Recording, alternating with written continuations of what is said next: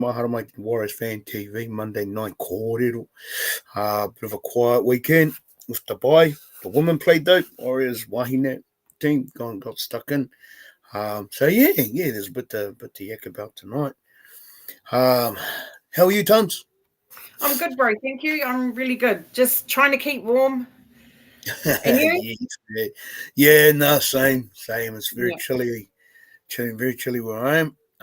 But we kind of, the weekend was actually a bit of a chill one.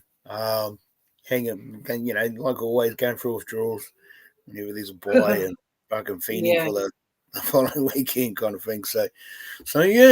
So last Monday, I'd said that we were going to do a player rating. But I haven't put any notes together, so I'm just I want to just put it out there from the start. I haven't done any player ratings, so my bad. We'll just go off the top of our heads, eh? We'll just go from memory. See what we remember. Oh, kia ora, bro. Chat. Hey, how are you, brother? Yeah, bro. Loud and clear. Get the boy. Are you at Mahi? I'm going to be starting Mahi soon, but I just want to jump on and say a big kia ora to everyone. Sure. Hope everyone's Good to see you, my bro. Good to see you. Awesome seeing you guys. Gang. Yeah. Good to jazz. Kia ora, bro. All right, sure. So Nick, I was just saying. So last Monday I said we'd do a player ratings. I haven't done any of my notes, bro. So we're winging it. We're freestyling tonight. Wing it. Yeah. Wing it. Because enough. I want to give a. But kick it off. No more harma ki te kaupapa i te pōnei. Ki te kaupapa Warriors Fan TV fam. Hope everyone's really, really good. I just want to say first massive shout out for the wahine. For the wahine core, man. Ladies first. Hey, I didn't know that they didn't have a preseason. Yeah, interesting, eh? Same, bro. Shocking. Yeah. They didn't even have a trial game. They didn't have a trial game. They didn't have a preseason. They didn't have anything. So same NRL crazy. Bullshit, bro. Hey, that's crazy. And the first home game was overseas. Yeah. First time our Wahine have been back for a while, and it's like they want them to earn it or something, right? It's like a privilege that we should be in there, which it is. But it's like fucking hell, man. You guys don't make it easy. I'll tell you what. I think their home games are going to be. I think their home games. I think fans will show up 100%. I was actually really impressed. I was just saying to the before we kicked off. It was 30 points to 6, but I don't think that scoreboard reflected how good our women actually were, how good and how hard our wahine worked. I thought there were awesome signs, to be honest, and there was some. And even Leo pointed her out, old Patricia Maliepo, the 5'8". Yeah, man, she was in the right centre for the Warriors. So yeah, man. Shout out to our wahine. I thought they did well. Honestly, I'm not going to sit here and say that I've been following the wahine. Kia ora, bro. Kia ora, bro. I'm not going to say I've been sitting here and watching the wahine from day one. I spent probably the last weekend and the weekend before that watching highlights of the other NRLW games, and coming up against the Roosters, who are the reigning Prems. Yeah, to only go down by that much. Yeah, I mean, I just want our girls just to get better because there's some skill in that team. Absolutely. I was saying to Tans earlier, even our number 7, and I haven't got her name, but our halfback for the Warriors, she looked like a prop. She was a big girl, bro. But they were definitely, they had the kind of. I agree with what Checo said. Girls got a bit of a hiding, but playing the champions away. Half of them had played Origin as well. Was a big ask. Absolutely, bro. Kia ora, Checo. Kia ora, Checo. Even old Ruben Wickie's daughter played on the weekend too. I don't know if that was her debut or not, but man, I tell you what, she tackles like her dad. I can't remember her first name, but she plays centre as well. But yeah, I just thought there were awesome signs for our women. Harata Butler, the prop. Yep. Yeah, right centre, the 5'8". apologies, I can't remember many of their names. Even Michaela Brake, I just like you said, she missed that where they got the try when the player fucked her arm. Yeah, but like it's like those sorts of defensive reads are going to take a while for Michaela Brake. I hope that maybe next year or maybe the year after that they move her to fullback. I'd like to see someone. I'd like to see someone like that with the speed that she has. It's going to take a long time. Like it's going to take a long time. And I wonder if the management, right, if there's like a plan in play in the off season, if there's like a club team over there in Australia they can send them to then get some more experience in like a women's club team over there, because our club system here, I don't think the ladies get paid. But I think over there they might get paid something, because you know how sometimes we send players off and they go play somewhere else. I wonder if there's something in there, because I've been looking at the ladies and I know a lot of them have only got like a 1-year contract. So I don't know what the plan is. I don't know what the plan is, management, but I would love, especially for our union girls, those 5 union girls, to get that level, not disrespecting our level of our wahine playing in this country, but I do know that they don't get paid. So I wonder if they can just send them over to Australia to play in some sort of. I didn't know that. So none of our Warriors wahine get. No. I'm talking about club. I'm not talking about NRL. I'm talking about like if they went and played for Auckland or Wellington wahine or whatever they're called, right? Yeah. So I wonder if there's a place in Australia where they can just send them to, get them a little bit of bucks for the off season. If there's any kind of club type of thing over there. A lot of those a lot of those rugby girls. So it's kind of like they so that the ones that have come over from the from rugby here, it just kind of they what am I trying to say? They can switch between codes really. It's quite seamless.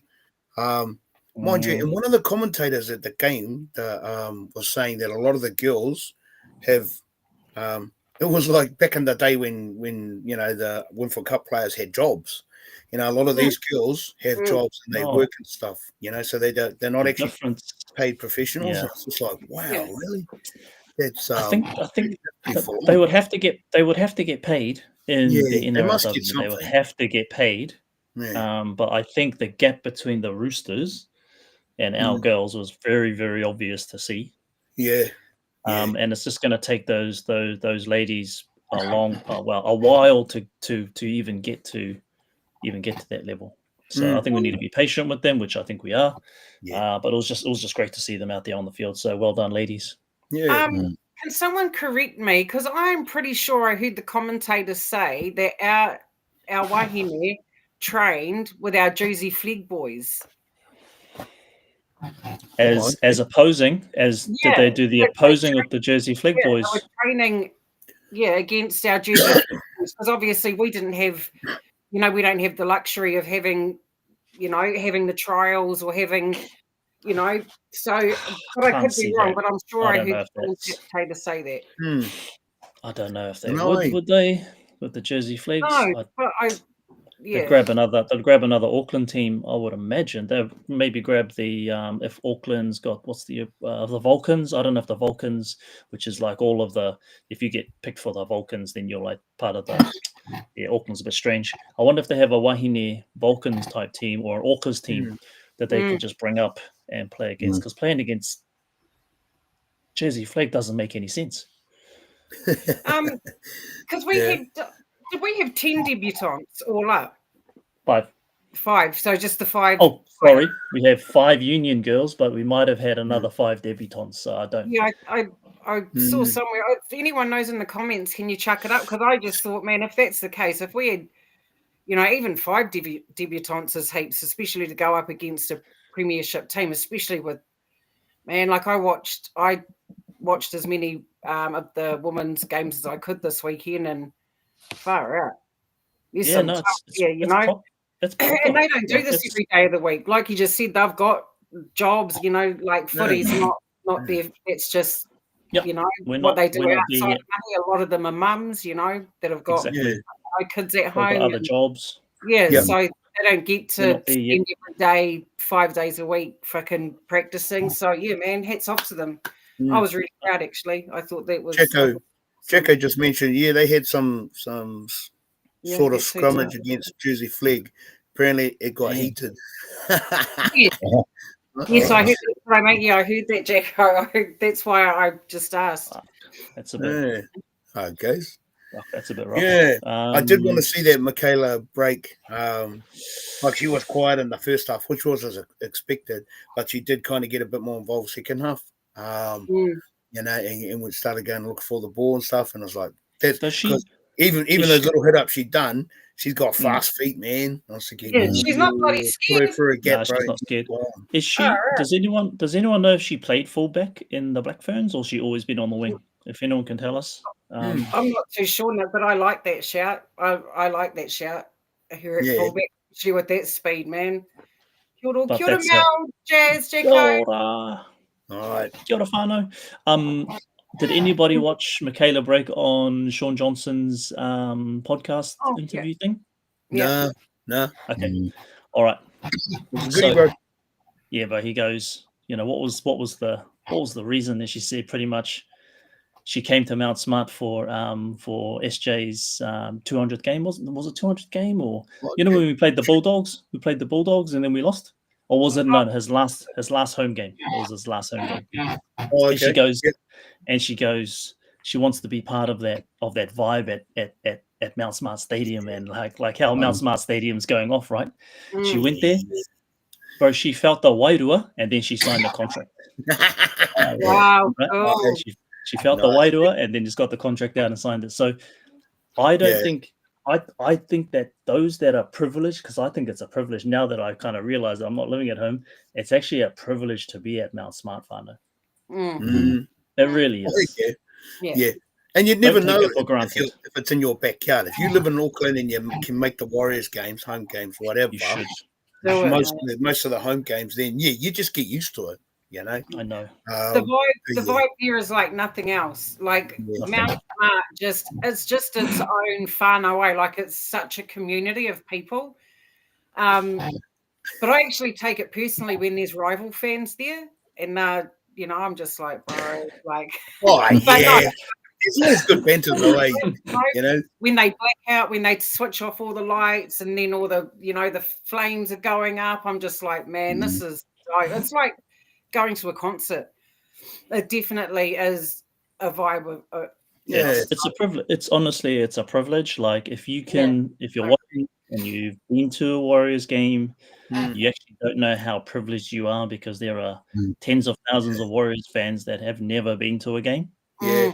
Oh yeah, bro. And I know people that have been to one game, don't even like rugby league, been to one game, and now they're like, they've got the jersey. They're a Warriors fan. They take their kids there now. You know what I mean? Sorry, that's another great thing about Mount Smart, ain't it? Because the tickets aren't expensive. Like, and sometimes they have kids go free, so you're only paying. So if it's just say you and your moko, that's $20.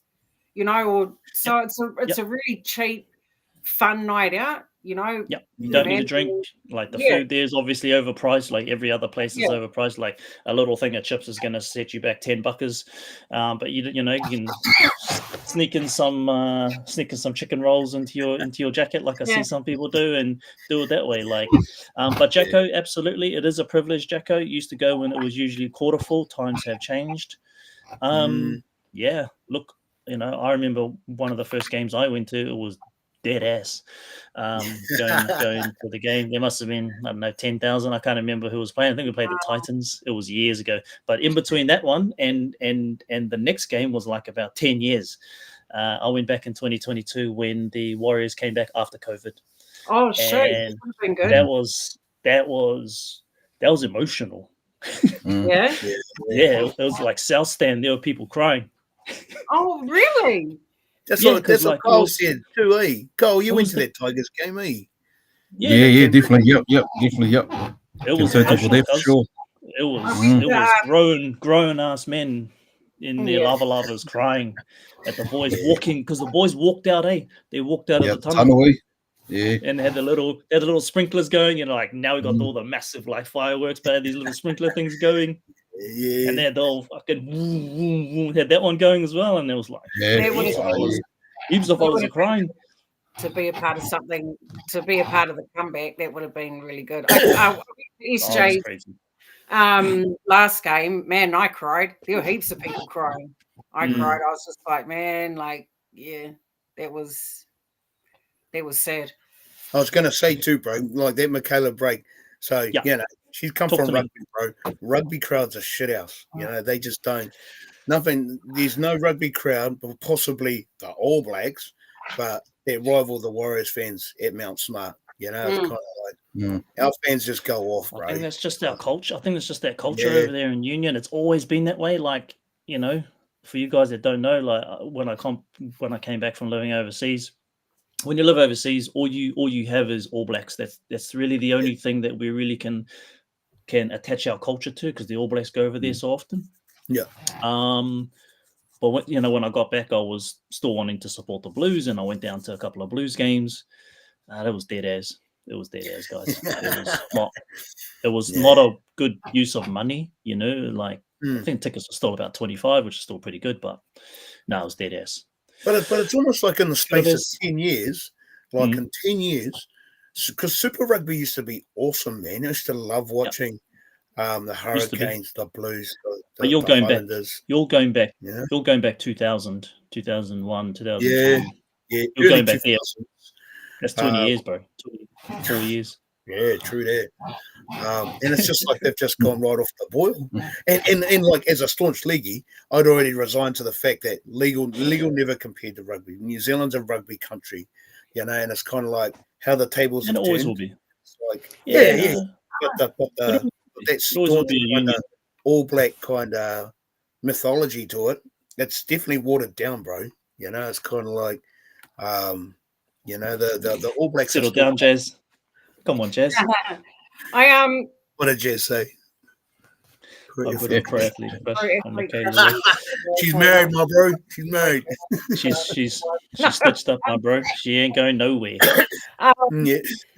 My son and his partner actually went up to Rotorua this weekend. I house sat for them, and there was a rugby league tournament up there, and there was a group that came over from Aussie. So it was I think it was like a high school, college, like it was a teenager. It wasn't. I don't think it was adults, but anyway. Yeah, the Aussie teams came over, and my son just reckons he was like, they're just on a whole different level. But you've got Māoris, but based in Australia, but he just said, man, they're on a different level over here, Mum. He was like, wow. The Aussie team was better. Yeah, the Aussie juniors. He was like, they just blew us off the blue teams off the park, and I was like, well, it's going to be the same. I mean, they've got high schools over there. Where they go and study rugby league. I was like, league is to Australia what union is to New Zealand.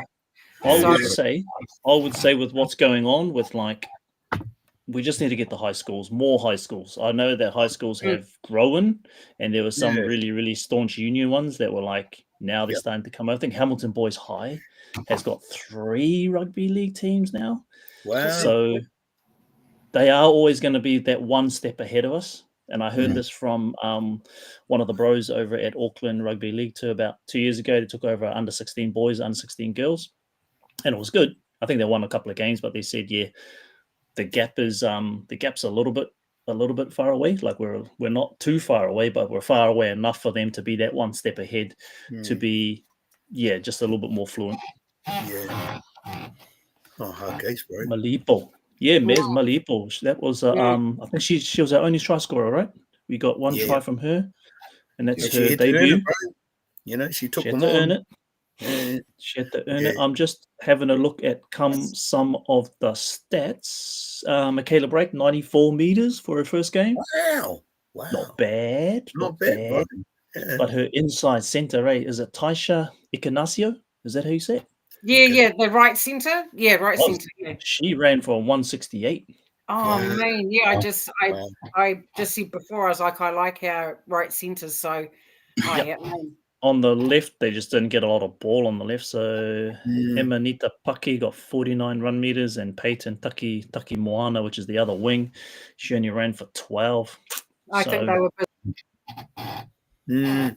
One of those so the they Aussie got all commentators was saying too, like in that Roosters game, Yep. one of the Roosters, and again their origins in Jillaroos, but I think their fullback ran for almost 200 meters. You know, so it was kind of like, Jesus. so their stats are up there, bro. That's They, the difference. old Ethan Strange, you know, the 5'8" for the Raiders. So his sister was in there. Oh, Jasmine Strange, blonde, and her. So Ethan Strange, like I just said, the Raiders 5'8". His dad coaches the Roosters women's team. Jesus. Yeah, leagueies through and through. Yeah, exactly. Yeah, Jacko, Union will fight hard against League getting into schools. Jacko, I believe that in some ways and believe the opposite. I think that over time, the noise of League is getting so loud. Yeah, but that now, I agree. It's really the parents, Jacko. If the parents start telling the school has got to change. That's what's happening. It's not the school going to make the decision. It's the parents going, my boy, my girl wants to play league. Where's our league program? And the more parents that do that, I think that's what's maybe happened at Hamilton Boys High, which is a staunch as Union school. Like my muckle was playing rugby in Auckland for Kumeu, I think. But mate, you know, like awesome for kids to go out there and have fun. But what I noticed, because he switched to league, and what I noticed was the coaching between you, like the league coaching was just so good in comparison to. I don't know if it's because of the area or what, but yeah, I was just. Is it because there's less rules? Maybe it's just a little bit more easy to. The kids aren't coached to play the game properly. Like it's like, and I know it's about having fun, but I think when you get to 10 years old, you kind of got to coach the kids about the basics of the game as well, or the fundamentals. So they're just going out there throwing the ball forwards, freaking, you know, like you know, just think if parents are spending money on fees and stuff, you want your kids to get the best out of, you know, and learn as much as they can about the game. But anyway, I just tough saw one. the coach. Just Jess's comment. Jacko, NRL, NZ, RL will try. We'll always come second best there as in the immediate future. That's okay as long as there's wholesome growth. Jazz, I just want to mention the who was it? Oh, Kempy. So Kemp, and we talked about this couple of years ago. Kemp was talking about like the NZRL does actually have Puja. They have money. It's just there's a lot of gatekeepers too, you know. And what Kemp was saying was that money's not necessarily going where it should be at grassroots level. And it's just like, wow, really? I thought that was an interesting comment because I was the same. I'd always thought, you know, the NZRL were just shithouse at their job. But the reality is they've actually got funding. They're just not. They're quite stringent in how they delegate it, how they give it out, and to the detriment of the game, really, to the game of rugby league in New Zealand. And it's just like, it's a slow growth, but again, we actually there's systems in place that are holding it back. You know, so how do you go up against it? How do you change it? How do you change that mindset? Or even international rugby league. I know that Levon had some guy on one of he works in the international rugby league domain anyway. Oh but he did too. Yeah. So, and that was a really good korero because it kind of opened your eyes onto what's going on internationally with rugby league, and I found it quite interesting because even he said, and I think that was I think it was quite up there, but even he said there wasn't a lot of money in it. Like I think they had to let go of a like there's international. And there's not even a lot of people that make up the international forum for league. It's quite So and the international board are all volunteers, you know. And I thought that was I was shocked to hear that. I was like, wow, really? So they're not even paid. Because I remember I did start watching that interview, and it was like Levon and I can't remember the other bro, but this Aussie guy who used to be the chairman, he'd retired, but just the insight that he gave into the international game, and I was just like, wow. But when he said they're all volunteers, I was just like, no way, not a That doesn't surprise me, bro. Like, let's go back to that word privilege. You guys don't actually know how privileged you are to have a rugby league competition like the NRL, and then also clubs in your own respective areas with like all the age groups. Like up here, bro. Up here, you've got you got Northern England, and that's pretty much it. Bro, I seen an interview on the weekend of Phil Schofield. So he was a former Great Britain rep, and he was going on about how the Super League, I mean it's shithouse now. Back in the day, it was awesome, but he was saying because they've had so many the grassroots in England and France is just it's just not working, and that's why Super League's taking such a dive. And it's just like, bro, Super League back in the day was the other way around. You know, players would go there to retire because they'd earn big bucks, whereas it's all down this way now. It's all in the NRL. It's weird, bro. It's weird. What I probably the positive thing I can say about Super League, and you just need to go on YouTube and watch a couple of highlights, skip over the forward passes and the knock-ons and that type of skill. No disrespect, obviously, they're still professional athletes. But one thing I will say about them is it's predominantly eyes up footy. Like on the weekend, I watched Hull versus Leeds. From the kickoff, fullback gets it, spreads it out to the wing, winger cuts back in. Fucking all this kind of razzle dazzle out the back, and they end up scoring a try. They end up scoring a try from all this eyes up footy, but it's like that most games, where I kind of feel the NRL over the years, and I think it might be changing a bit through these halves that we have that just love to like ball. The NRL has been criticised as being too structured. Yeah, but even for like I know Luke Keary, so the old half from the Roosters, he's over there, right? He's had enough because he's just like, he wants to, cut his contract. And then there was a podcast or a couple of leagueies saying that that Super League was absolute shit. Like it was just, it didn't make basically, and I suppose in comparison to soccer over there, it's really below average, but I think they need the NRL to go in and do something, because they do have what I said, eyes up footy and real passionate fan bases. Like these fan bases, and that's one of the things I've always loved about the Super League, especially when the Kiwis used to tour back in the day, and we might play Wigan or Bradford or whoever. The fucking crowds, man, like Super League crowds. Like football crowds in general, we got nothing on them.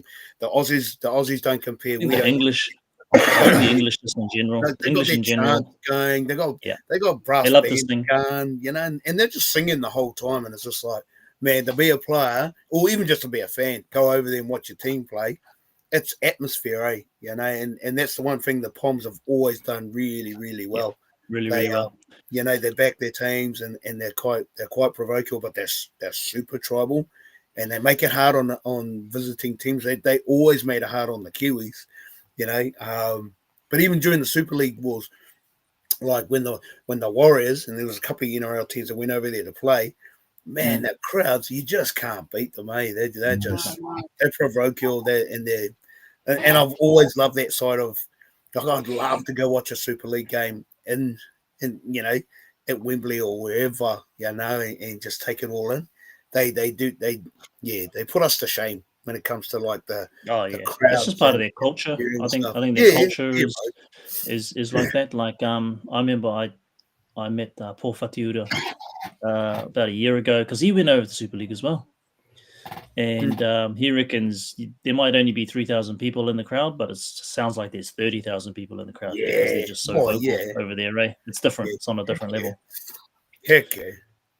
Yeah, they get into it, bro.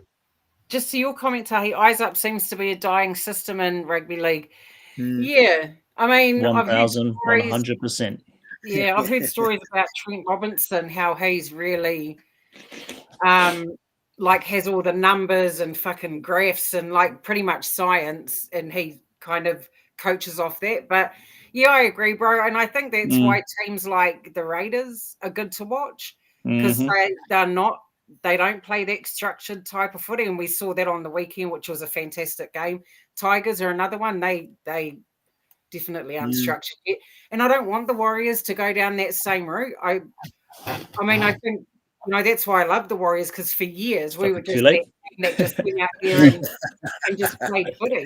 We didn't, we weren't flash, we weren't, and I think that eyes up, off the cuff footy fucking wins games sometimes. I think you just got to know when to implement it into your game. That's the thing. Yeah, that's the thing. Of but I think I don't know. Like eyes up to me just kind of feels like everyone kind of switches on at some point that it's eyes up time, because sometimes some dude might run off and no one's going with him. You'd be like, oh shit, he's run off by himself.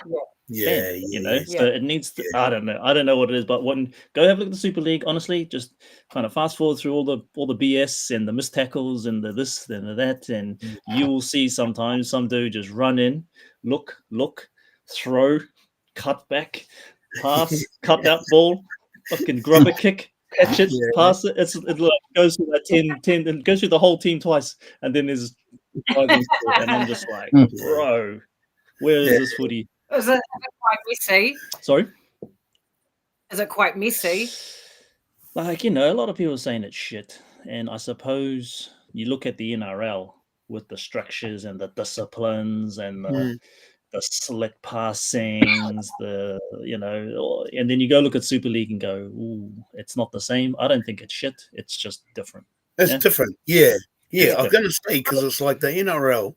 So, it's obviously played it in an Aussie way, hence all the Aussie coaches, and structured and all the rest of it, But when you think about how rugby league's played in New Zealand and even in England, it's the money, but we've always had our own way of playing the game, and we play in an Aussie competition, and I guess that's why I like what Uncle's instilling, what we've been doing with the boys, because he's aware of that.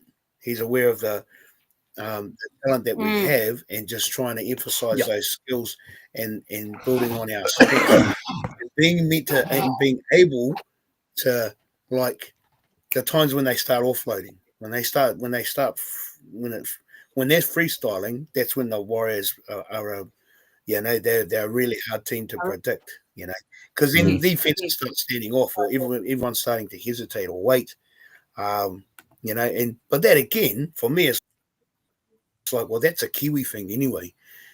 Uncle's done a long apprenticeship as well, so he's learnt how different systems work, and I guess it's the whole he's good enough to kind of bring that out of them without trying to, let's obviously play to win, learn the systems, learn all the rest of it. But when those opportunities are there, then absolutely back yourself, because he believes in them. He believes in the talent that they bring to the team, the culture, all the rest of it, the identity, blah blah blah.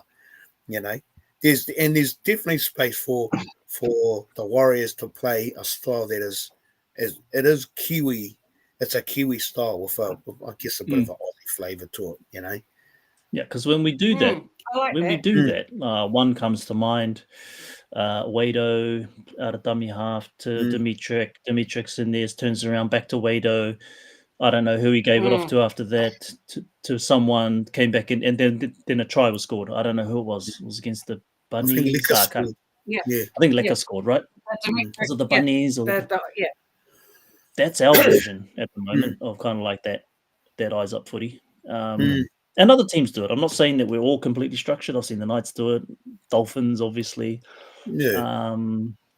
Penrith to some extent. But all I'm saying is, like, look, in England, it's just different. If you take an England thing, here's always going to be the argument, like, they're always going to say things like, well, how come you can never beat us? How come you can? How come? Oh, How come you can? yeah. How come Penrith can never beat us? And how come when Samoa goes after England, they always get beaten, and Tonga go up there and get beaten? I'll tell you what, bro. So When Mate, the Kangaroos tour, players from sorry, Tons, when the Kangaroos tour England this year, because I'm not sure if they're playing the English or if they're playing Great Britain, but the Great Britain, the Lions side, when they come together, bro, they're a whole different kettle of fish, eh? You know, the Poms really step up into their team, you know, and like they've always had a good touring team. But like us, the Poms have got their own way of playing the game. yeah, You know, so definitely. historically, yeah, I mean, yeah, the Kangaroos will beat most teams, but you know, when they playing the Poms, playing Great Britain in England won't be easy, bro. You know, they might, never is. yeah, they might win the No, series, but the Poms they'll stick it to them, bro. I'm hoping the Mm. Poms actually win that but series. you've got to take into account that half of those English players are NRL players. You know, you had the Burgess brothers, fucking James Well, look at the Graham. You team know, now. like so many of them. You know, were Farmworth. had years of experience in the NRL. So, you know, and I think that just helped them with their Yeah. game. Yeah. Yeah. So there's definitely massive. there's definitely room and space for countries, independent countries, to build their style of how they play their game. You know, and the Poms have played the game as long as we have, if not longer. You know, Yeah. so we all have our own traditions. How New Zealand, Australia, and the English, how we all play the game. It suits our style. Yeah, but I hope the Pom when that Ashes series kicks off, I hope the Poms stick it to the Kangaroos, and I hope they win it. Yeah. They Look, got a good chance. that's why I'm looking forward to this World Cup coming up, because we've seen, like, just to change the subject a bit, but like we've got a lot of NRL players now that want to, you know, Payne Haas, you know, he's thinking about switching allegiances. So is Tino. Good on them. I mean, Good you on them. imagine what if they did that, how awesome and how hard the World Cup will be if all these Pacific Island players actually play for their heritage. You know, like, Yeah, man, heck yeah.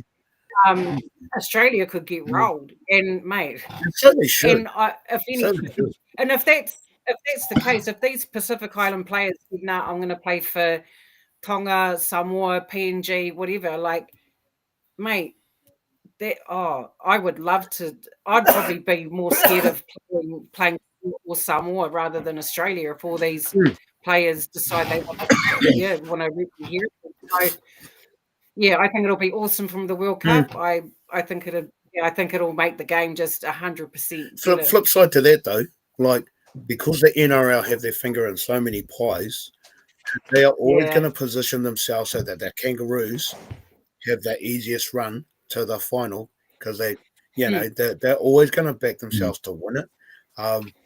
So yeah, and I fully agree with you, Tons. I think if our Pacific Island nation teams, if Tō Samoa, Matima Tonga, you know, the Bati, the Fijian team, if they come to full strength, bro, they'll give them a good run, you know, and it just makes the game more entertaining because you know the Kangaroos need to start losing games. You know, we need to take the shine off from the polish from their teams.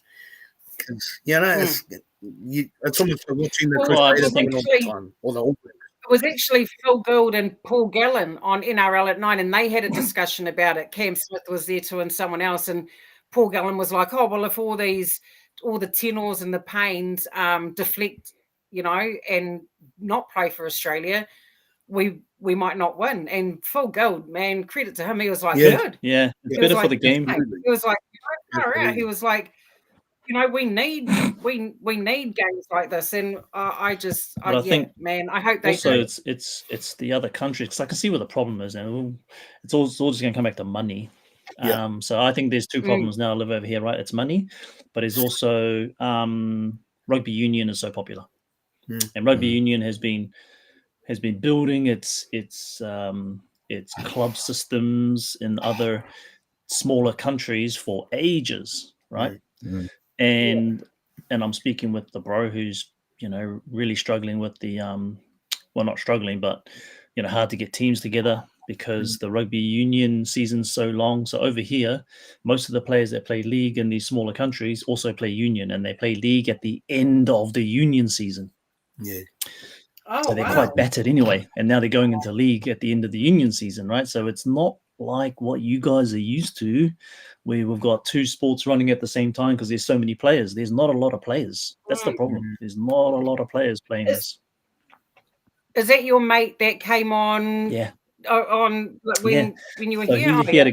So he's still involved in the rugby league still over involved in there? the rugby league over here. So to give you an example, they played another team on the weekend, but they only had 10 players. Oh, wow. Yeah. Wow. So they had a couple. Why don't you jump on? I can't play. I can talk about it, but I can't play. Also, I just wanted to bring something else up. So Phil Gould, he's also said about removing bye points. So teams still having their byes, but not getting awarded for it, not getting the 2 points. What do you guys think about that? Because he made a good point. Like we look at teams like Penrith, for instance, who are 4-time premiers. God, please don't let them back in the finals. But they've only won 7-8 games this year, but because of byes. So really, you've got teams that have won half the games. So we're game 19 now. They've probably won 7 games, but because of the byes, they're in the top 8. No, that doesn't make any sense. I thought just because everybody's got 2 points, it still just evens itself out. Yeah, that's why I'm asking. What do you guys think? Do you think bye points should be awarded, or keep it like it is, or just you only get the 2 points for it? Nah, I would keep it. I would keep it the way it is, unless you can come up with a reason as to why we shouldn't have it. But I'm all for and answer this afterwards. But I'm all for shortening down the season. But we'll talk about that another time. So what do you reckon? What do you reckon, Rio? Keep the 2 points, or I guess for me it's kind of like that's an interesting point, Dan. I'd like to think they've earned the break. And those teams might do some teams get the bye in round 3, and it's like as long as they're evenly spread out. It's I'm probably leaning more towards let them have it. It's but like that point Nick was just saying, it's the season is too long. It's it's probably 6 weeks, maybe more. And part of me is like, I remember the bro telling me once though, like the American football season, it's quite compact, and it's real short. It's real short. Super short. But because it's so short, everyone buys into it. And part of me is like, man, imagine if the NRL season was only half of what it is. And you had international. Every game would be like a final. Every game would be a final. Yeah, it'd be a final. Stadiums would be full as, you'd get, and then you'd have the windows for international, and you could have decent competitions. And I think we've talked about this a couple of years ago too. It's like the season is way too long. Sorry, Tans, going back to your point. Personally, I think the teams by the time you roll into a bye, then you've earned it. Probably not so much. Good point. I thought I'd bring it up because I saw Gus talking about it, and I thought, that's an interesting topic. I just wanted to see where everyone else stood. I mean, I'm for it or against it. It doesn't bother me, but I do think, I just think in ways of being fair for teams, that have won. I mean, you look at Raiders. Well, obviously they're at the top anyway. Fucking, how good is that, man? I just want to get out there. You're talking about annoyingly. You look at Bulldogs in Melbourne, who are 2nd and 3rd. They've had all their byes. Canberra's only had 1. They've got their second one coming up. It annoys me. I mean, I've got the Raiders. I've got nothing against the Raiders. Honestly, I don't. But it annoys me that they're at the top. I'm great they're at the top. If we don't win it, I want Raiders to win it. Big call time. If we don't, I want the Raiders to win the fucking absolutely. People were shitting on us and the Raiders at the beginning of the season. We were 16th. They were meant to be 17th. Yeah, true. Well, you know, and now look at it. Funny enough, we're sitting first and fourth on the table. So I'd love for, and I bet you wherever the grand final, if it was a Warriors and Canberra Raiders grand final, mate, that shit would be a fucking sellout. People will be outside trying to, you know. What do you reckon, Carl? About the 2 points? You in or out? Yeah, it's a hard one. Eh? I think probably less boys might be an option. Less Maybe boys. 3 boys, one at the start, one in the middle, one at the end. But then I think it doesn't help with the NRL adding teams to the comp. It's just going to either cause more buys or But I don't like how we have our boys so close, especially the Warriors this year. That's probably the only thing I don't like. If they could sort of make it fair for everybody somehow, I think would be all right. Yeah.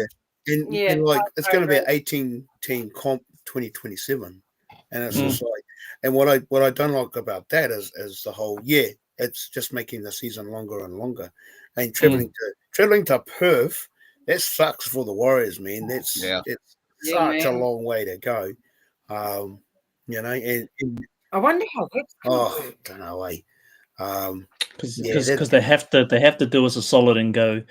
Yeah, you've got a game on in Perth, but they can't say that you've got a home game the next week. They can't just go Perth and then fly all the way back to Auckland to have a game. They have to do us a solid and go. You got to go to Perth, and then you got to fly to Melbourne or something, right? Yeah, have a game there, and then fly home. Yeah, don't be a dick and go from here to there to there again. Because that would just suck, bro. That would suck big time. Sorry, fellas, trying to scroll through the comments. I'm already behind. Sorry, boys in the comments. Well, boys and girls. Trying to catch up. Mez, I think it's still Aussie, New Zealand, England, number one. Oh, yeah, there was a question earlier about the island teams, the Pacifica teams being tier 2. I think they still are. Yeah, because they don't have pathway systems in place, which I think's unfair. Because I'm like, if you look at NRL, mate, if NRL did not have Māori Pacific Island players, there would literally be no NRL, in my opinion. Yep. My fans and kids watch the NRL because of the Payne Haas's and the Chance Nickel Klukstad. Like that's, and I suppose, you know, like, they can't keep treating them as a second tier nation when these poly players. It doesn't make any sense. It doesn't make any sense. Whether actually elite superstars in the game. So something needs to be done about that. I mean, if they can do it in fucking PG, why can't they? Sorry, excuse my language. Anyway, rant over. You can't have a team of like potentially Payne Haas, Tino Fatso, Maliawi, Jerome Luai, fucking, Critter. You can't have those players in a team and call them tier 2s. Yeah. Oh, yeah, exactly, bro. That's what I mean. Yeah. How are they? You look at that Tongan squad. Far out, man. That Tongan squad last year was. They're looking pretty. When I look at the Tongan squad, you go, where are they lacking? Where are they lacking? Where is the? Because in I think Samoa, you could probably say, their halves. Luai, who does Luai go with? Luai and Chanel, or does Chanel always go halfback? I think he's halfback, eh? I think he's dummy half, eh? In the Samoa squad for some reason. Yeah. Or Jazz is dummy half. Jazz played at dummy half last year for Samoa. Yeah. But then you've got that Gordon Chan Tom, whoever he is, that little the one for Manly. But it's going to be interesting. But what's even more interesting is Teamless Tuesday tomorrow. This is a huge. I mean, I think I speak for all of us when I say, mate, you can guarantee that every Warriors fan will be online 6 o'clock tomorrow night. Yeah, totally. This Teamless. So, who do you guys? I think there's only debates. I think the only debate is those halves. I mean, of course, we could talk about others, but Let's be real. All right. So will Kurt make it back in time for the game or nah? Playing Origin. Well, it's in Sydney. I'm assuming he'll make it back, but I wouldn't play him. Not either. After, like the decider,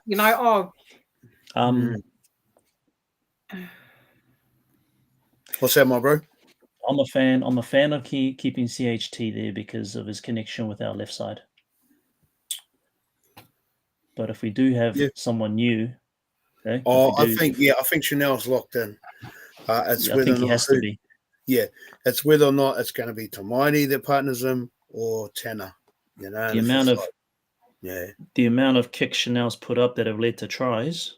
I can't. It would be dumb getting. He scores off his own. Yeah, scores off his own freaking kicks. He's done that a few times this year. So I think you're right. 3 times. He has to be locked. He's got to be locked. And then the only reason why you wouldn't play Tamaiti at 7 is because you want him as utility for everything else that motherfucker does. And I think you nailed it, Tans, when you said a couple of weeks ago, I wonder if he's just putting him in for utility. Well, we've seen him play about 5 positions in the last couple of weeks. So the only reason why you wouldn't play him there is so that he could be 14 to play utility every other fucking place. Yeah. Sorry, just to answer Jacko's question as part about Katoa. Yeah, Katoa plays for Matema Tonga, bro. They're a stacked team, bro. He ain't going anywhere, bro. He's locked in that right-hand side, bro. He's locked, and you got Flickman, whatever his name is, from Manly on the other side. Bro. I'm on the same page as you. I'd have Boyd, and I love TMM, man. Like I'm a huge TMM advocate. Put Boyd in at 7? Yeah, absolutely. Absolutely. With his long kicking game, I think this back end of the season, we're going to need someone, like if we struggle to get territory, we're going to need someone with a good boot on them to get us down that, to get us out of trouble. But I also think TMM, I mean, you look at our last game against Broncos, he played fucking hooker, fullback, and centre, wasn't it? Wing or centre, I don't know. Yeah, wing centre. So I think maybe he'll keep him on the bench. Yeah, Tane Tuaupiki will go to fullback. 7, Tamaiti 6. I think it's the connection cup. Mez, I hear what you're saying. Oh, sorry, bro. Mez has said something over there. The connection and cup. I just can't see CHT coming off. I understand where you're coming from, but that connection and cup is not going to mean much in the NRL. My opinion. CHT has got to keep that lock on 6. I know he probably hasn't played with Boyd, but they're playing a lot of opposed matches, scrimmages with Boyd. Boyd knows all our moves, by the way, guys. Let's not think that he doesn't. He's like some green dude that just came in and has never played with the boys before. He knows all our moves. He knows all our set plays. Yeah. And hypothetically speaking, if Chanel gets injured in the first 5 minutes against the Tigers, then it's gonna be Tamaiti and Boyd. Yeah. Then TMM. And then a connection. But and I think if you put TMM at 7, then who would you have at 14? You wouldn't put Tana Boyd at 14, I wouldn't think. Yeah, exactly. You can only really play one position. 14. Why would you put CHT at 14? That other problem, right? Really. That doesn't make any sense because you'd rather there's not really many other players that could play 14 like Tamaiti Martin does. In the league. No, I mean, he's not anywhere in the back line. He can play centre, he can play fullback. I mean, he's played fullback, he's played centre before.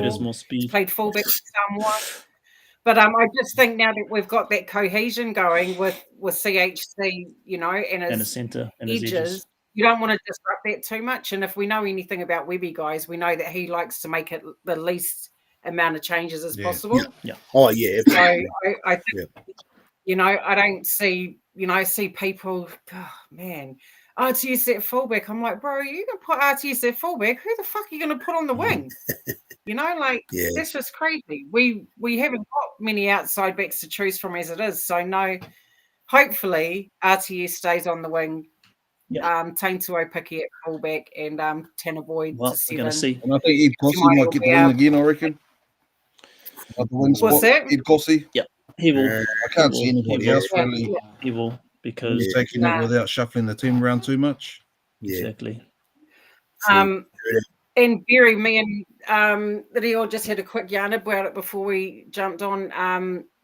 yeah, I just don't think the problem there is I don't think Berry and Kusi complement each other out on the edge. But I suppose the only way they're going to do that is through impact reps. You know, like that's the only way. I mean, you can, of course, you can build those combinations at training, but you know, like the only place it really counts is out on the field, eh? So the only way and if those are our right edges, our right edge to take us through to the season, then Bano? Yeah, they've got a really short period of time to fucking sort Bano, it out. I'm gonna have to love you, leave you fellas. Awesome. Monday night Korero. Thanks for jumping in, bro. Up the wires. All right. Teamless Tuesday Thanks, in NRLW. Let's go. All right. Yes. Let's take care, bro. See you, bro. Sure. Yeah, some good Korero tonight. There's some real good Korero. Yeah. It just gives us room to cover a lot of things, but I'm super excited for the team list. I hope it turns out to be, because I think Boyd will be awesome, to be honest. Yeah. Well, but I don't want to build myself up. I don't want to build myself up to the point where, like, like me, and he's got this great kicking game. He's fast. He's going to win us these games. So I don't want to build myself up, but it'll just good to see him have a run and see what he can do out there on the field. Because, he didn't really rise to the occasion at the Titans, but I don't think that was on him either. I just think it was putting him here, there, and everywhere. So it'll be great to see him have a run with the boys. Just Jazz's comment regarding bye weeks. If the NRL could sort TV rights out, it'd be best for if everyone had their buys on the same weekend, with the aim to make it fair on everyone, with little to no advantages to any teams, in my opinion.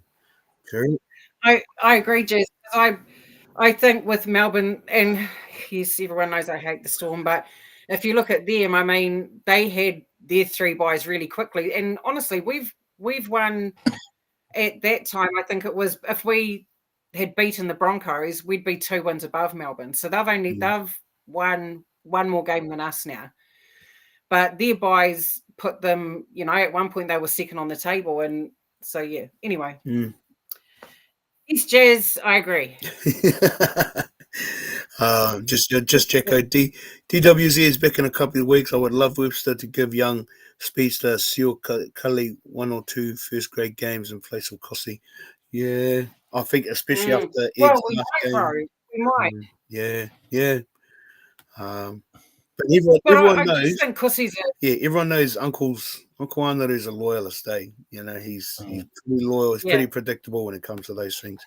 Like you'd have to find out what his favorite beer is, or if he's a wine drinker or whatever, and drop him a couple of dozen. I don't know, because he's not about to change his mind. And I think throughout the year, he's showing that. He's showing that he's just consistent. He only brings somebody in if he really has to. I mean, look at Bunty. He's got hardly no game time. This year, Tom Ali's had nothing. Sana Stowers has really struggled. He's had a few games here and there, but well, I mean, look, he dropped Ali back to Cup. I'm sure they asked him that in one interview. Why is Ali? And he goes, "Oh, we just thought it best." But I thought it was because he got injured. But yeah, I mean, I was all for having Berry and Ali as our centres this year. But man, I'll tell you what, I think one of the most improved players, I suppose. Oh, actually, I think Adam Pompey's. Oh man, I threw on him 2 years ago, but I think he's awesome, man. Like he's just, he gets through his mahi, So, and like at the beginning of the season, I'm like, nah, Ali and Rocco have got to be our centres. Now, almost, 9 weeks out from finals, I'm like, nah, bro, Adam Pompey has to be, has to be there. Yep, absolutely. Okay. Oh, holy, it's 1 minute to 8. Oh, my goodness. Okay, before we roll into the Tigers game for Sunday, you fellas in the comments, if you want to start posting your predictions, keeping in mind the Tigers had a good win last night. And I'd said to Tans earlier, I hope that wasn't the catalyst for them freaking stepping up this coming Sunday. And actually, this Sunday, the next 9 games, this is the start of a home stretch for us. This is very much us kind of hopefully solidifying ourselves in the top 4. Starting with the Tigers. Sunday 4:00 kickoff. So yeah, the Tigers. Woo. Tigers predictions. Yeah. Right. So just putting our names in. Yeah, this game against the Tigers isn't going to be an easy one. You know, they've got a lot to play for, and well, I don't know if they'll make the 8, but they're definitely playing. If for nothing else, you know, they're definitely playing for pride and for their club. So, and I thought, you know, watching them yesterday, I was just like, damn. But I mean, Roosters were missing a lot of players, you know, but yeah, but Latu Fainu, man. Well, Lockie who? Lockie Galvin. Oh no, but he's mean, bro, and I think he's got such a high ceiling. And if he stays with the Tigers under Benji, fuck, he could be. Yeah, he could definitely be someone. That's for sure. Just Jacko's last comment. Next 3 games are all winnable. Could well define our season. Yeah, I've got to agree with you on that one, bro. So Tigers, Knights, and Titans. Our next 3 games, round 19, 20, and 21. Although there's a side of me that's like the Knights just might get up, bro. The Knights, and we're playing them over there. So McDonald Jones Stadium on a Sunday 6:05 kickoff. And I think those three teams are like quite low on the ladder. Titans are last. Titans is last. Oh, wow. Yeah. Newcastle and Tigers are like 13 and 14. So really, we should have no excuse to even let them come close. I reckon any of those teams. Well, it's like what was said in the comment. I think it's definitely going to define our season. These next 3 games. Yeah. I just hope they come back from the bye fucking staunch, you know, like, I just think sometimes we need to have that fucking that mongrel dog attitude. Sorry for the words I chose, but all good. Yeah, we just need to get ugly sometimes. And I think it might have been Ty last year who said, you know, sometimes I think we're just too nice. You know, the boys are just, you know, like you know, you look at other teams, you got the Victor Radleys, you know, the Crichtons, the Leah Martins, you know. We need players with that attitude. And that's what Barney was there, I reckon. And Kate Will, like he's got that, you know, F around and find out attitude, and so I hope he backs up. But I can totally understand if he doesn't, because shit, bit of a hard ass to play Origin. You know, the hardest game out of a season would be Origin, and then to back up a couple of days later. So I was just going to say, Tahi's gone 24-12. Just as you were posting that, bro, I've put my score on. I reckon 28-26 to the Warriors. Be a close one. But we'll get them. We'll be close. We'll get them. Jacko. 16 to us. 28-16 was like that, Jacko. 28-16 was. So yeah, should be a and again, I'm not trying to put the mocker on our team, but if we lose these next 3 games, it's going to be like. Well, it's interesting because Sania Taruva played fullback yesterday, so I'm wondering, because I know Jerome Boller will still be injured, so Taruva will still be back. And I mean, the Tigers don't have big edges either. Like, you know, the outside backs aren't big. No. But I mean, they fucking caused us a headache last time we played them, but you know, that was early in the season. But so I just find it hard to tip when you don't know when you've got new spine members coming in. But no, I'll go the Warriors. Nice. Like that's a good start. We're desperate for a good win, and I think the boys will be back at home. They won't want to fucking lose again in front of a home crowd like they did against Penrith. And it's a double header, Sunday. So the Warriors, the Wahine team playing, and then the boys kick off. I thought they were playing. Man, young Stowers, a bit of a mongrel. Yeah, true, Jacko. I like, But I'm actually wondering if he should bring Bunty in as well. Yeah. With old Barney out, I'm like, would you you know, start Bunty with Fish for 20 minutes and then, or even 15 minutes, you know. I think I prefer Marata on the edges with Capewell. Yeah. But that's my opinion. Anyway, I'm going to go 30. I'm going to go 34. I'm going to go 34-22 Warriors. Sure. Wow. Just sorry, music said before. It worries me every time we come back from buys. Damien, who's usually part of the panel, bro. He was pretty staunch on that too. We always seem to come back undercooked. 84. Oh, Zach, is that 84 or 48?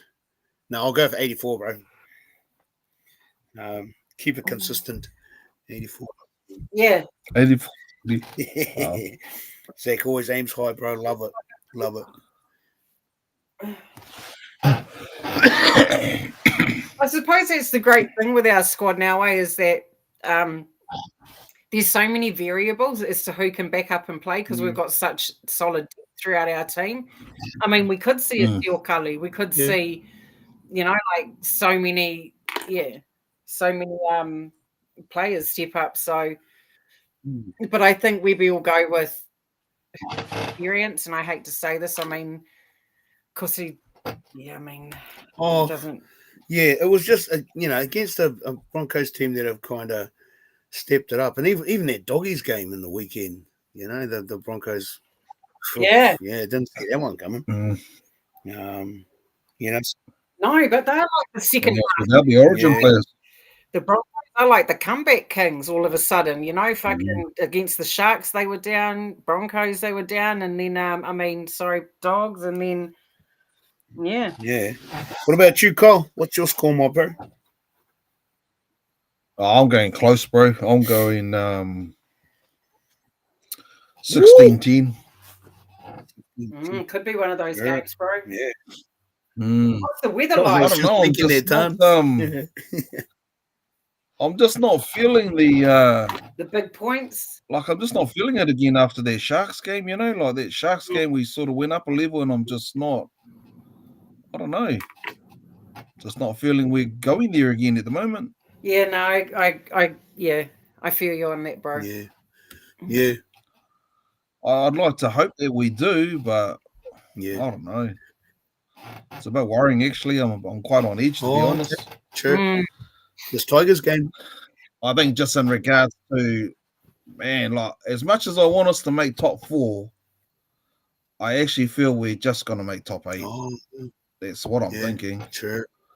Yeah, It was with these home game losses and, like, you know, backing up after the Sharks game, and then it was like we went down 5 levels. That was a real letdown, that we went to Shark Park and pulled that one off, like probably the most complete 80-minute performance of not only this year but probably last year as well, and then come back and dish up that shit after that. I'm just like, bro, like, and I kind of I don't get frustrated about it, but I'm like, man, like, how do you come out one week and play like that, and then come out the next week and have no offloads, no, like. Part of me feels like that probably shines a light more on the opposition and the homework they've done. So teams are taking us a lot serious than and it's almost that's a good point. It's almost like we haven't really kind of stepped up to it. I don't know. There's part of me is like, because the way the Broncos shut us down, and especially the Panthers, and it was an understrength Panthers, you know, so they knew what their assignments were. They stuck to their game plan, and it worked. And in both games, the ref kind of just let shit slide. That it was kind of like, had he officiated the way he should have, then there would have been more penalties, kind of going both ways, as opposed to they were hard games to watch and not feel like and think like, come on, ref, fucking guys up, kind of thing. But I mean, again, that's just me. And people not understand when I say this, but I definitely think Fish needs a co-captain. Yeah, because he's not the vocal type, right? So he doesn't, like everyone says he leads with his actions, and that's fantastic, awesome. But you need a voice out there on the field, eh? Yeah. You need an alpha that's going to tell those boys, or mate, stop fucking around, like put your back into it. And that's my opinion anyway. I just think he needs a co-captain because this is his first year as captain. Yep, he captained the Kiwis, but that's my opinion. I just think he needs to have another. Yeah, that's my opinion. That's cool. Just Kelly's one. I think we've had our bad. I think we've hit our bad games. Hopefully, with new boys coming in, fresh start. Yeah, I hope so too, Kelly. Yeah, I agree with you. Jacko, hopefully just a mid-season down patch, which happens, but we will know soon for sure if it lingers and we fall out of top 4. Yeah, bro. Yeah. I just don't. No, I will not. I will not. Say it, Hans. Just say it. I don't see us. I don't see us falling out of the 4. I think we'll stay in 4. I don't see us falling out unless, in the Broncos, they've got to play Melbourne twice. They've got some hard games coming up, man, and I don't think they're going to beat Melbourne twice, to be honest. They might have luck with the rest of their games, but I think they also, I don't know, but I think their run's a lot harder than heck yeah. I definitely don't see them beating Storm maybe once. Yeah, it's a funny one, because like the flip side, those harder games work to your advantage, if you know what I mean. So you're battle ready. Yeah. So come September footy in the playoffs, those it's a hard one because it's like you do want those hard games rolling into September because you know the time frame. 4 more weeks, it's grand final. Yep. Win these next 4 weeks, the BF kind of thing. So you don't want to be underdone, but you don't want to be. I don't know. It's a hard one because it's kind of like there's a side of me that's like, I wouldn't mind a hard run heading into September, especially if we want to be solidifying ourselves into the top 4. But I mean, it is what it is. We got our draw. I'm hoping that like out of these next 9 games, surely we got a 50-pointer in us. It's kind of like I just want to see the boys lay some team out and just deal to them. I think the biggest smoky for us is the Dolphins. Like, fuck, man, they're the only team that I think have beaten. They've beaten the Bulldogs, and they didn't just beat the Bulldogs; they fucking skinned them alive, and they fucking whipped Melbourne. And Melbourne's never been beaten like that before. I don't think so. I think they're the biggest smoky. I do think Cody Nikodima is a huge loss for them. And one of those players like Nikodima probably wasn't so much for us. Well, actually, when he was on, he was awesome. But what he's been doing for the Dolphins, he's always had that. He's always had that style of play. He reads the game really, really well. Really, he picks and chooses at the right times. And when he does, it's just the magic happens. It's like, man, and it's just beautiful to watch. Stevie boy, we be tinkering with the bench. I prefer Lecker starting instead of coming off the bench. Yeah, that's a hard one. I think it depends who will line up on the edges, depending on if Capewell backs up. I don't know. Maybe he will. I don't see it happening though, because Wednesday night Origin, Thursday. By the time he gets back to Auckland, probably Friday. Yeah, no, I don't see it happening. Yeah, and I wouldn't expect him to anyway. To be honest, just Jacko, we are still top. We are still 4 points of chasing pack. But start losing the gap will disappear fast. Yeah, bro. Absolutely. Yeah. Absolutely. Oh, I've got Manly as well. Yeah, Manly. Yeah, they were just shit, eh? Like, shit, sorry. I mean, they won their game, but I don't know. Like, they're just not as good as what they have been in previous years. I don't know I don't know what's going on there, but I don't think Manly's a big test for us. I mean. But hey, we whipped them the first time. Might hopefully we go on the second time as well. I agree with Tahi on that one. We've got Dolphins, Dogs, and Manly. So those are free tests. Yeah, bro. Hardcore. Good though. You look at the Dolphins, and now we've got the Dogs, who have got this new frickin'. You've got this new halves partnering thing that's going on there. And so their bench rotations changed a bit, and they've lost 2 games through, and people are saying it's because of that, bringing Marnie off and chucking in, changing their halves around anyway. So keep doing that, dogs. Serrato, keep it up, bruh. Checo, times on their fins can rip any side apart, but Cody out is huge for them. Yeah. Yeah, well. Oh, shit, 22. Shit, I thought he was out for 6. Oh, far out. What round do we play them, Tahi? We play the Dolphins in round 22. Oh, wow. Oh, see, what do you 4 know? weeks. Got to be back when fucking... I reckon, yeah. Far out. Always happens. Awesome. Oh, actually, we've also played them as well. Sorry, round 24. Okay. And Jacko, depends how many minutes, Kate. Well, yeah, that I was thinking, bro, but I'd say he's going to play 80, bro. Like, he was their best player in game 2, so I think he'll definitely pick up and play 80. And it's a decider, so it's the big dance, whatever, for both teams. Maybe it's a good thing if they don't play him and let fucking Weimung, let out Laban and Leckers, fricking just get in there and head down, ass up. Well, far out. You want to win games, you want to go to a premiership. It's times like these, the games like these where you're losing your leaders. You don't have them there. This is your opportunity to step up and really show some mana and show what you can do. Heck yeah. So it's either going to bring the best out of them or not. Yeah, especially this next month. So Tigers, Knights, Titans, Dolphins, and 1, 2, 3 of those 4 games are home games. So Tigers are at home, Knights are over there, Titans over here, and then the Finns over here. Oh, nice! I couldn't ask for anything better, really, with that draw. 3 at home, just a shame that our home games haven't been that great. Last couple. Well, it feels like we haven't had any consecutive home games for ages. No, I don't think we have. I think this is the first time for a while. But yeah, surely we tag at least 3 of the next 4, if not all 4 of them.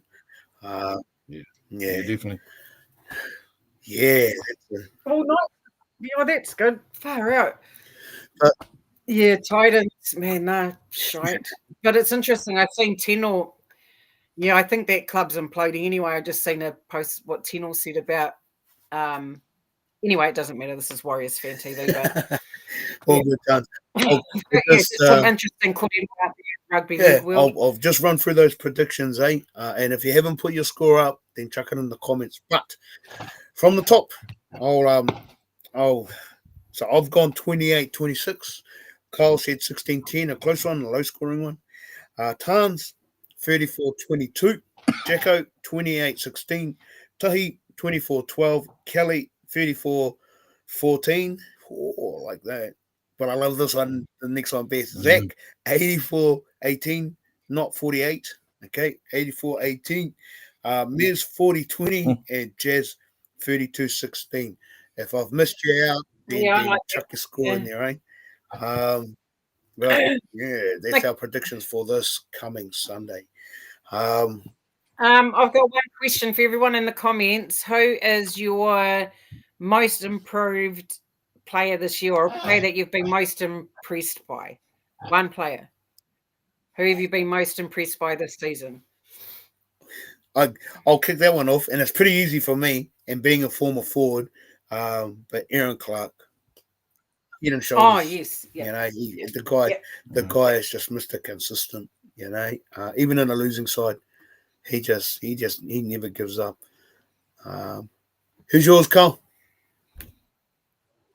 Well, seeing you in Aaron Clark, I was going to say that, but I think Chanel has to be there. Oh, that's true. Yeah, true. True that. Nice, bro. Who's yours? Surprisingly, I'm going to go Laban, even though he hasn't played many games. I think the games where he has played, he's been huge for us. Yeah. Fire just kicked off in the comments. Vaimona, Jackson Ford, Clark, Jesse's the same. Jackson Ford, Kelly, I agree. He was. I mean, I don't think he made an error for the first. Was it like 6 games? He didn't make an error. Yeah. Zach, Clark, Miz, dang, thanks, Chico. Oh, okay. It's been an interesting year though. Like just with the guys that have stepped up. Jazz, Clark, Vaimonga, and Lika. Yeah, the 2 young fellas, bro. Absolutely. Did anyone expect that Clark would go to this height when you heard of the signing? Did anyone think, mean? I think for me, did anyone think he'd go to this level? I think for me, all I wanted to see Aaron Clark do was play the way he did whenever he used to play against us. Because when he'd play against the Warriors, he'd just cover us up. He'd be out to smash us. And he's pretty much superseded that. Eh? It's kind of like he's taken that exact same energy and just turned it on every other team now. So it'll be interesting to see what he does against the Titans. I think what's made him go to another level is the fact that Webby has put so much faith in him to start, because he was a bench player at Titans. He used to really come on as hooker. And I think because Webby's like, bro, you're going to be our starting lock. Like, this is what. And I think it's just boosted his confidence that much. That's why he's playing. Like, he's definitely got to be lock of the year. Like, he is the best consistent lock. And I watch all games, and so I think he's just the best consistent lock throughout the season. Nice. You've got a couple of labeling that one with your tons. A few of the fellas you label. Other thing I'd be interested to know is whether we've got anybody we're lining up for signing for next year. Yeah, we've got that. That Jai Lanane. That Jai Lanane, wherever he comes from, is it Newcastle? Can someone? Yeah, 19-year-old. Yeah, he's coming to camp already. So he's in Auckland now. So he's coming to training early. So yeah. What about that Pommy guy? Did we end up going with him? Or is that Jai Lanane? Can someone confirm, is Jai Lanane the Pommy guy, or is Jai Lanane? Yeah, he's the Pommy guy. Oh, okay. I thought he was a new. Oh no. I don't know. Someone will let us know soon. Yeah. Because I'd like to see us chase another prop, to be honest. Yeah. I need one too, bro. Who's that young fella in our reserve? Yeah, like when Barney went down, we sort of like quite slim on prop. Who's the young Toby? Crosby. Yeah, wouldn't mind seeing him given a shot, bro. Yeah, I think they're too young and too inexperienced yet. So yeah, I do think maybe we need to buy a prop from somewhere. Yeah, definitely need to buy a prop. I don't know who's on the market, but and an edge back rower. I think we need an outside back. We need a winger or another. Yeah, we need a winger or centre. We need an outside back anyway. I'd probably go centre. We probably need another centre, because I actually think we're quite stacked in regards to wingers. It's whether or not, again, Uncle's how he's going to lead them into that top team. But yeah, we definitely need we don't have a game-breaking centre, but I mean, that's just me. When you think of like what Tony Stagg's done to us last 2 weekends ago. Yeah. And he can be rocks and diamonds at times, even against us, but he really, like, when he's in the mood to play, mate, he's hard to stop. You look at even the Titans. I mean, their outside backs, they've got Brian Kelly, Luffy Khan Pereira, Jojo Fafita, and who the fuck is it? Jojo Fafita and, oh my God, I can't. Then Dolphins, you've got Herbie Farnsworth, Jermaine Sarko, Avarillo, who's playing, I think, quite well. So there's some big competition in our outside Bulldogs. I mean, fuck, you got Jacob Carrez, Critter, Cherry. So there's some big games coming up where they've got some deadly outside backs, these other teams, even the Titans. They're last on the ladder, but we saw what they did to us last year. Just what Jess said about Garmin's, the prop. Oh, Pom, sorry. Garmin's the Pom. I can't remember when it was, but it was a while ago. But someone posted garments in the comments, and when I saw the word, I thought they were saying garmon. Far out. Yeah. Is Gannon still coming over? And is Jyla Lane? Because one of them's a lock, hey? Is Gannon the lock, and is Lanane? What is he? Is he a half or a 5'8" or what? Edge. Staggs is the new age Jimmy the Jet. Oh, that's who he reminds me of 100%. Tahi is Jimmy the Jet. Bigger, more solid. Like Jimmy the Jet was awesome, but he was probably more pocket rocket, you know. But yeah, love to watch him play, eh?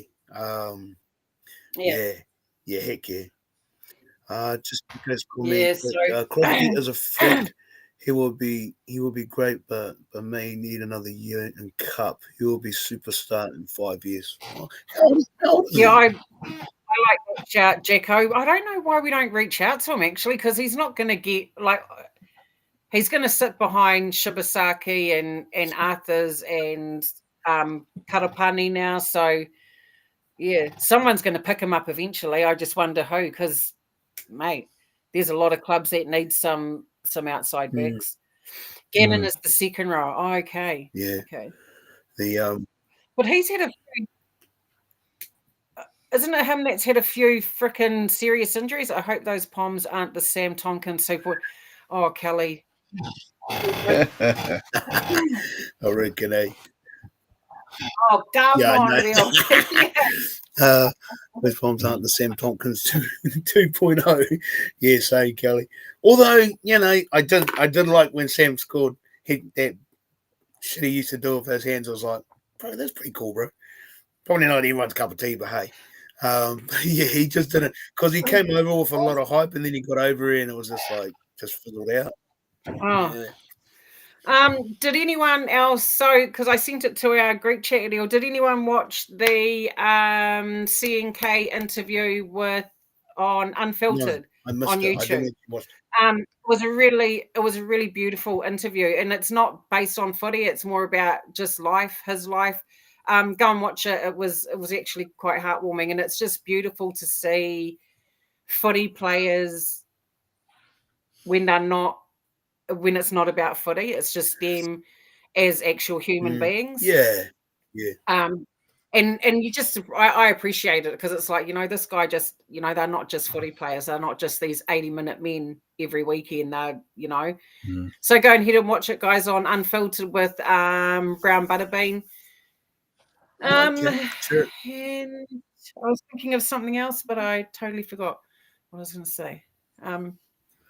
Yeah. Just Jacko's comment. But yeah, go watch it. Sorry, just Jacko's comment. Garmon has had HIA troubles, but apparently he is a top player. But we do need more row forward.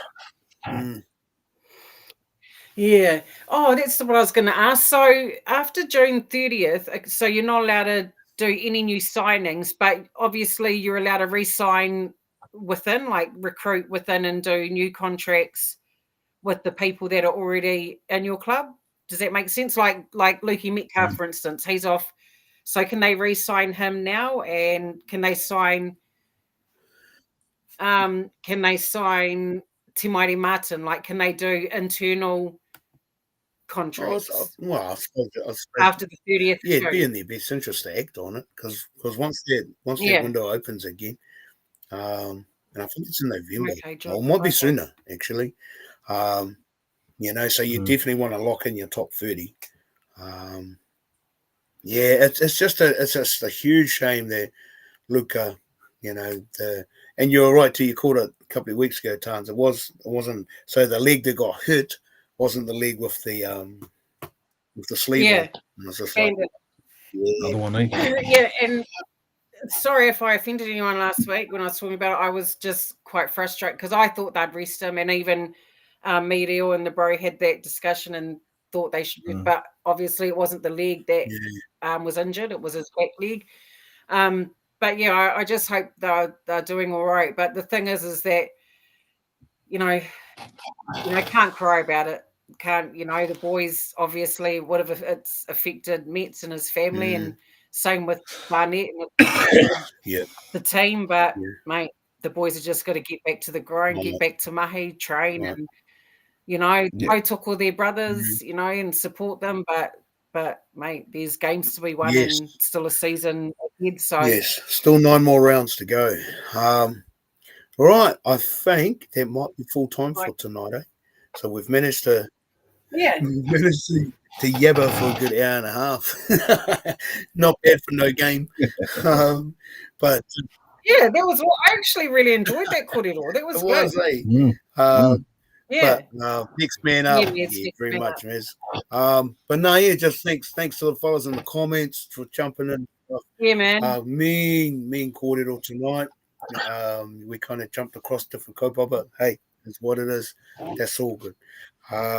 So wherever you're watching the game on Sunday, well, have a good rest of the week. I think all of us are hanging out for the team list tomorrow. Team list Tuesday, and just who's going to be wearing who's going to don that number 7. So thanks. Interesting, man. Far out. We should create a group chat just for team list tomorrow. Go live at 5 to 6. Yeah. We could do a quick live if you Actually, at 6:30. We could do a quick live because they go live at 6 o'clock, eh? Yeah, we could do a quick one at 6:30. Or 7 if you want. Oh, I'm keen. You around, Cole? Yeah. Could be. Yeah, could be. It's Yeah, we should do one at 6:30. Do one as soon as it goes live. So let people get it, have a look, let it sink in, and then we can have a korero about it, even if it's just for half an hour tomorrow. Because they announced the teams at 6 o'clock, eh? Okay. Yeah. Well, we might. Because we're normally the first team, that gets named. Yes. Okay. Well, yeah. So for those listening, if you want to jump on board, if you're already doing something, all good. But yeah, we might just go live just before 6, eh? And then we can all, have a bit of a gas bag about that number 7. Right? But thanks, heaps, fellas. Thanks for jumping on board. Yep, definitely, Zach. We'll see you at what time? 6 or 6:30 tomorrow, whenever you're, or before 6. Yeah. Well, if they go live at 6, then we might just kick off just before then, eh? But yeah, if you're around, if you fellas in the comments are around, by all means, jump on. Keen to have you fellas on board, eh? But thanks, heaps, Okay, so we'll do a live reaction. Shot, my bro. Like always, the fucking Wires, baby. Let's go. Go the fucking Warriors. So we could, so we could jump on at like 5 to 6. Yeah. And do a live reaction of the team list. I'll have to have a tour and see if I can get the list up with the on the screen. On the screen. I might just end up holding my phone. Yeah. I don't know how to do that either, bro. But main. Okay, guys. So we'll see you back here tomorrow at before 6, either 10 to. But before team list comes out, and we'll do a live reaction. Hard and fast, fellas. H&F. Hard and fast. We'll just get in there, and then everyone can follow us. That's us for tonight. Up the fucking Wires, baby. Let's go. See you tomorrow. All right. Peace, Warriors.